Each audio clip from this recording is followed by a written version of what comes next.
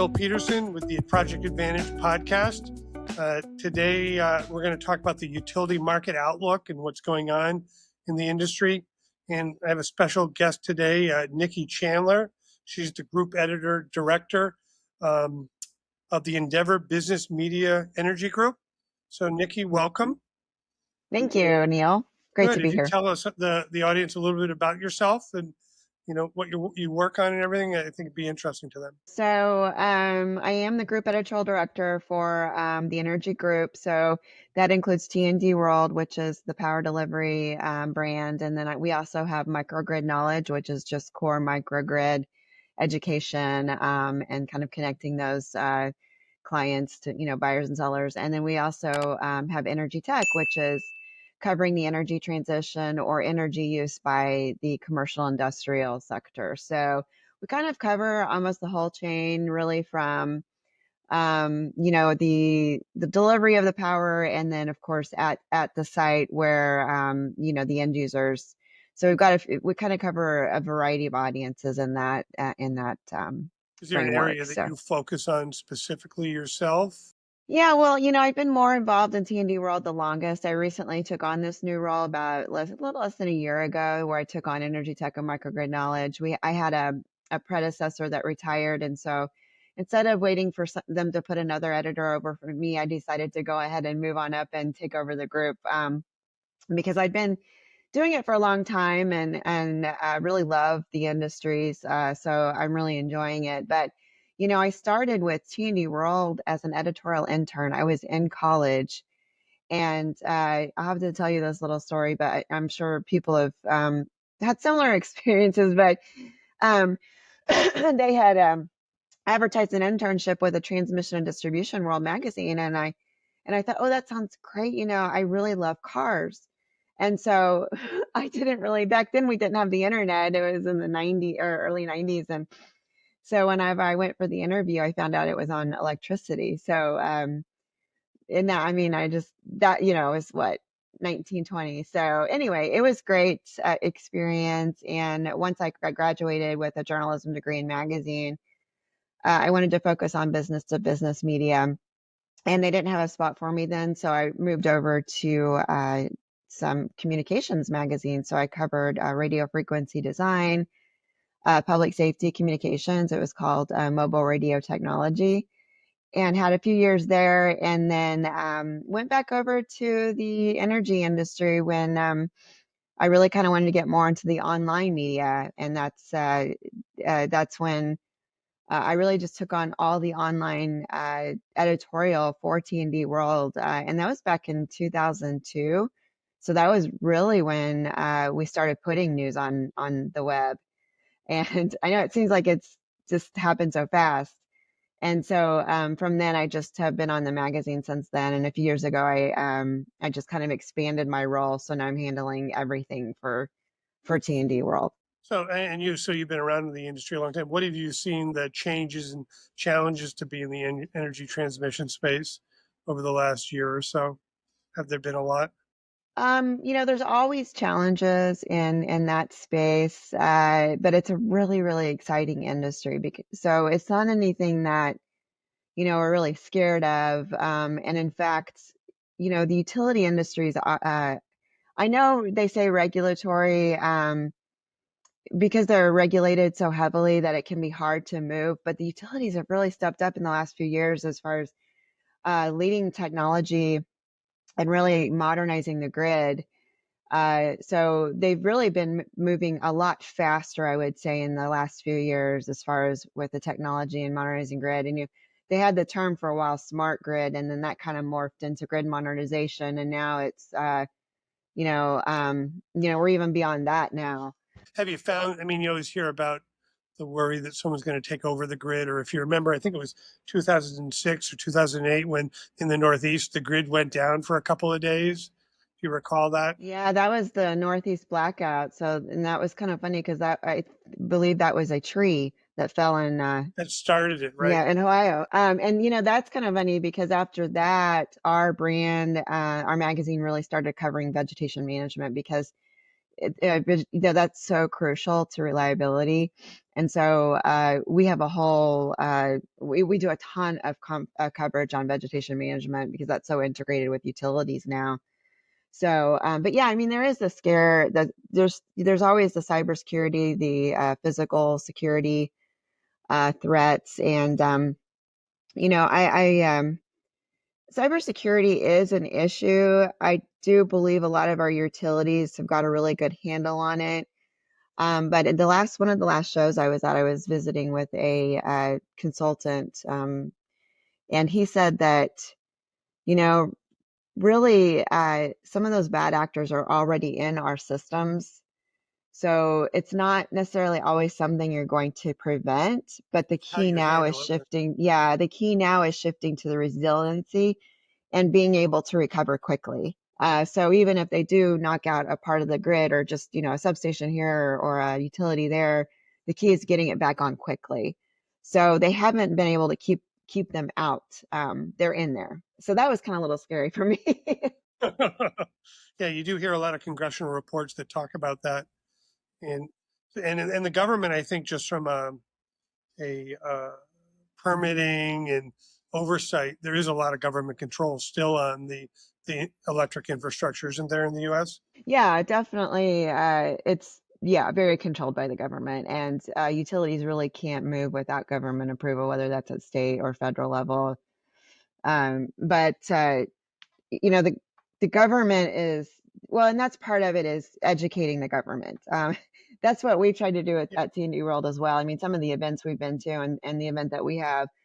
Um, the last one that they had, I know some of the utilities were asking us. They said, "Can you get some of the regulators in here so we can talk to them?" But it seems like we've had more and more regulators willing to listen now because they see how crucial the grid is, especially in with all the data centers coming online and just that increased need for not only security but more electricity. and where do you see the power generation coming from? I mean, solar was big for a while and it's been built out, but there have been recent changes. I think I've heard a lot about nuclear, potentially more nuclear coming online. Or what are you hearing and seeing? The small modular nuclear reactors actually are it's just like a year ago, we thought that was going to be really slow, but now we're seeing that really ramp up quickly. Part of that's because of the government we have right now, the policymakers that we have. They're definitely becoming more pro-nuclear, and they're seeing that um, it actually can be safe, especially with these smaller reactors and cheaper. I mean, the big reactors, of course, are so expensive. The To traditional maintain, ones. and they go Yeah, obsolete at some point. they are. But it's going to have to be everything. Our administration is going to change in 4 years, 3 years, however many years we have left at this one. And whether or not it changes to the other side or not, I don't know. But it will change. But the thing is it's always going to have to be all of it. It's going to have to be renewables. It's going to have to be natural gas. It's going to have to be nuclear to be able Can't just to. be one thing. No, diversification is good. Yeah, and we've noticed, I again live in New England.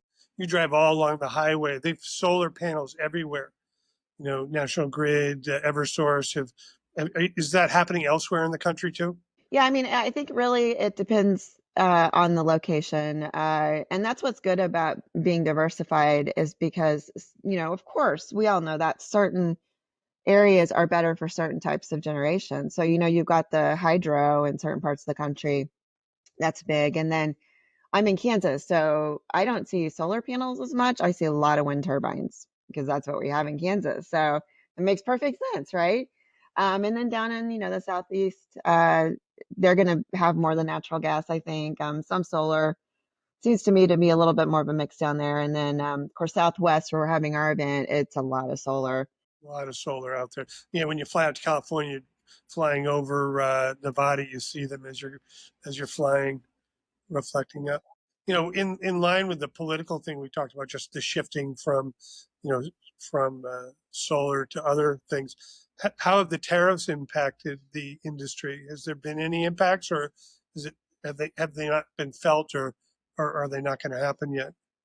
There has been some impact. In fact, we ran a poll on tndworld.com to ask about the effects of tariffs, and the result we had is pretty much in line with another report I saw that came out today. And this is from West Monroe, and it really aligned with kind of what our reader said. But they said 50%, and they actually interviewed 500 utilities in April. 50% say tariffs have increased the cost of essential equipment. So they have affected it. 45%, they report supply chain disruptions as a result of tariffs. And then 44% have experienced project delays as a result of tariffs. So that's almost half. So they are affecting our industry. And I think with our poll that I saw, which was comparable results to this, we asked, how are you dealing with it? And a lot of people said that they're actually going to put it into their rate cases. So, once again, But you the have to, customers, unfortunately. yeah, right. I mean, they have to, Utilities are are going for to feel the profit, effects. right? Aren't they? Most of the utilities are for profit. Yeah. I mean, there's some different models, but yeah. So Yeah, and as Ed mentioned, here at LED Lighting Supply, we're not only into industrial and commercial lighting, but we're also into poles, wood poles, steel poles. And in the utility market, we hear the same thing. We've seen the shift from Douglas fir to southern and western yellow pine going on in the market. Have you heard of any pole shortages out there? Or I actually haven't heard of pole shortages, and maybe because those were all, I don't know, those are, well, especially the wood are kind of already pretty local. but So they're I'm but they're interested but in they're what grown. they are, right? And I'm interested to hear the difference in, of course, the different woods that you're talking about. Well, southern yellow pine and so Douglas fir is the straightest pole you can get. Problem is the treatment on it is not legal to use in many places anymore. You can't get it, and unfortunately, Douglas fir can't be treated with CCA or some of the other water soluble chemicals. So southern yellow pine, which is a very strong, or western yellow pine, are very strong, provide the same class certifications as Douglas fir, but they're treated. They last longer. So when you're out there, your Douglas fir is that brown pole you see.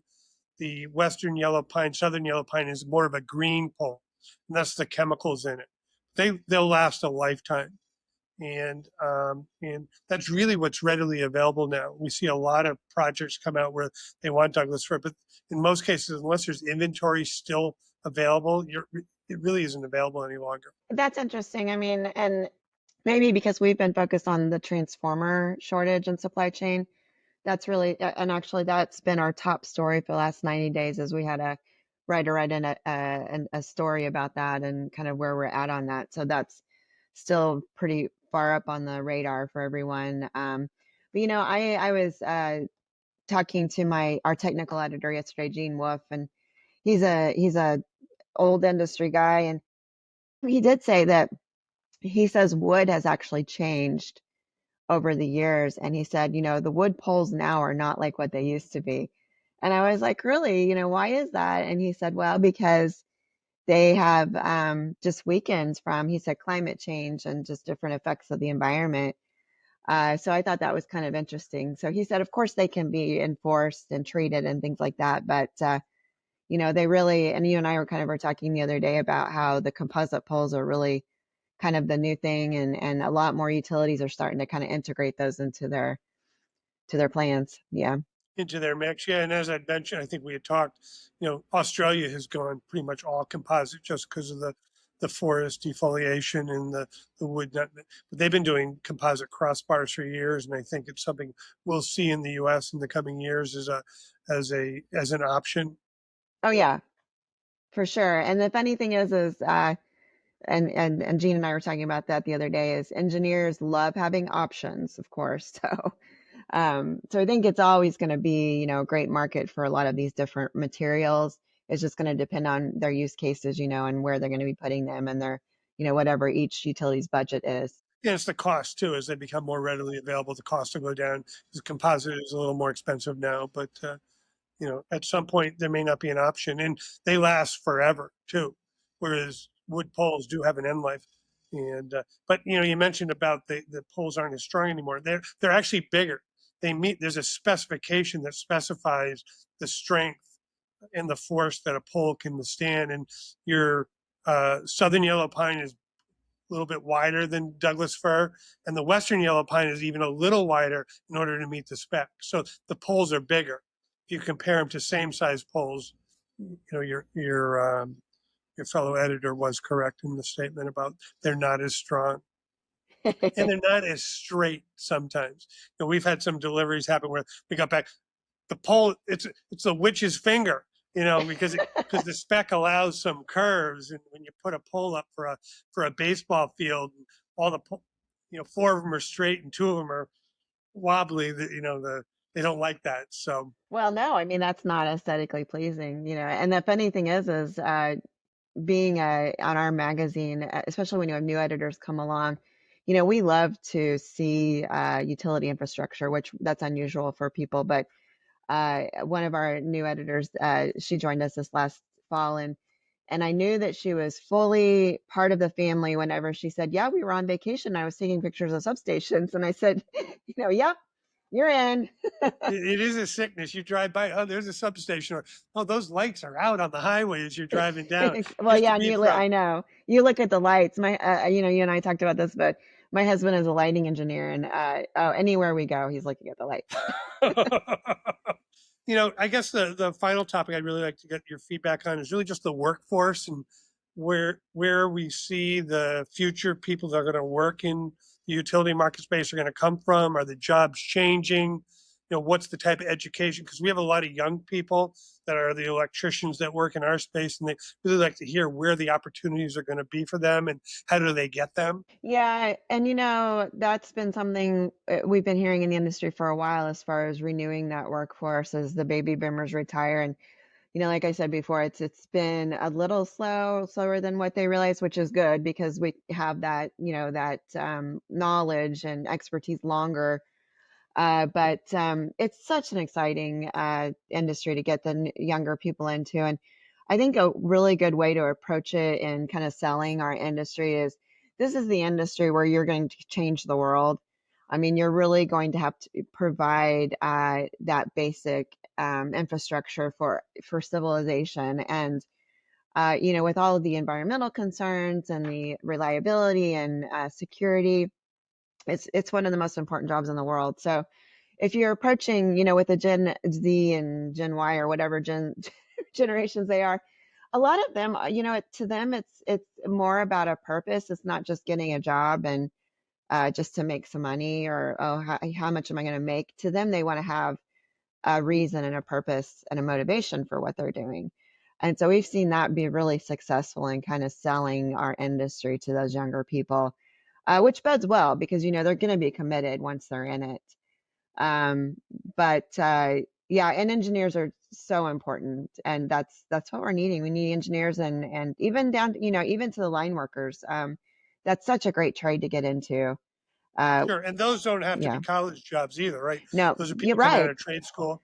They a lot of the community colleges. There's quite a few that have the 2-year training programs to get them in, and then there are some utilities that do their own programs where they'll just take people from the community and get them going. And it's such a great living, and and if you've met any linemen, I'm sure you have. It's their culture. They're so committed to this work. We have our linemen's rodeo every year in where I live in Overland Park, Kansas City area. And T&D World partners with the International Lineman Rodeo Association. And so I remember the first time I went to that rodeo, and I was just amazed at how much they love it and how it's this brotherhood. So it's a really cool thing. If you can ever get out to a lineman rodeo, I would recommend it. Well, it's interesting. Again, we have a lot of those big storms that here in the Northeast, the winters hit, and whenever I'm traveling, I stop at a hotel. There's always all the linemen are there because they've come up from other states to help out the disasters that have happened. So you always run into them, and you're right, they are dedicated. It's their life. I know in the town I live in, Littleton, Massachusetts, our light department was down at the recent hurricane in Florida last year. They had a couple teams down there for that, and it's really a tight knit when their disasters happen, they are called and they do come and help. So it is an exciting. And it's yeah. And when you say called, I mean, and that reminds me of the word calling, and that really is kind of a calling I mean, so many of them, it's just in their families. And it's a family business. And then at the rodeo, of course, a lot of them bring their kids and their kids look up to them, and then they're all want to grow up to be linemen. So it's really neat. But yeah, that mutual aid is pretty neat. That's just, it's amazing to see. And that's something that our magazine has enjoyed doing, is sharing pictures of those when they respond to storms, because they all like to see, who's out there and who went for this storm. So yeah, that's a neat thing. The badges of honor. So, Yes, for but sure. good. Well, I think we learned a lot today. I think our listeners are very interested in what's going on in this space, and I know yours are. So, I mean, I'd like to offer that a year from now we should probably get back together. I think there's going to be a lot of changes in the next 12 to 18 months. And like you said, though, this is an industry that is critical to the the U.S.'s success in all of our lives, and is it just so important in our livelihood. So, is there any final things you'd like to share with the audience? I did have something I wanted to share from the IEEE PES. They just released, and it's just hot off the press. They do a climate change survey, and just share a few little parting statistics for you guys. But they say that energy reliability and meeting growing demand are the engineers' greatest environmental and energy related concerns, followed by aging infrastructure and climate change. And then 53% of engineers, and this is interesting, believe global politics represent the most significant barrier to achieving climate solutions. Of course, when you say climate solutions, you look back on that stat I just shared, and to them, energy reliability and meeting growing demand are the greatest need. In my thoughts, in recent history, I wouldn't think of that as being an environmental concern, right? The reliability and meeting the demand. I think of decarbonization. But as we talked about the other day, that's kind of a little shifted somewhat. Decarbonization was like the hot topic a year ago. Well, now it's definitely shifting to this reliability and growing demand, although decarbonization is still a part of that. And I think it's going to be ever changing, especially with the political atmosphere out there. And only thing I think we know is going to happen is it will change again. And Yes. and that's just the reality. But hey, great. So again, this is Neil Peterson and Nikki Chandler. The Project Advantage podcast. We appreciate everyone listening. And Nikki, we really appreciate you joining us, and we hope to speak to you again. And you have yourself a great summer. That'd be great. Thank you so much, Neil. Appreciate it. Okay. Bye-bye.